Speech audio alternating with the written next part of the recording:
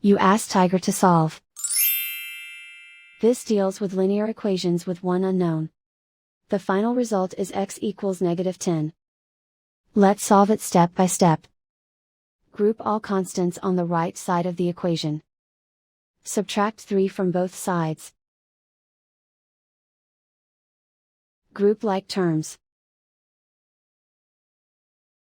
Simplify the arithmetic.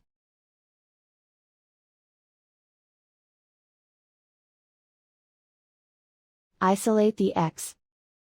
Multiply both sides by inverse fraction 2 over -1.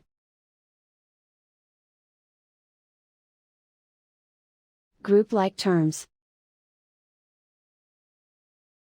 Multiply the coefficients. Simplify the arithmetic.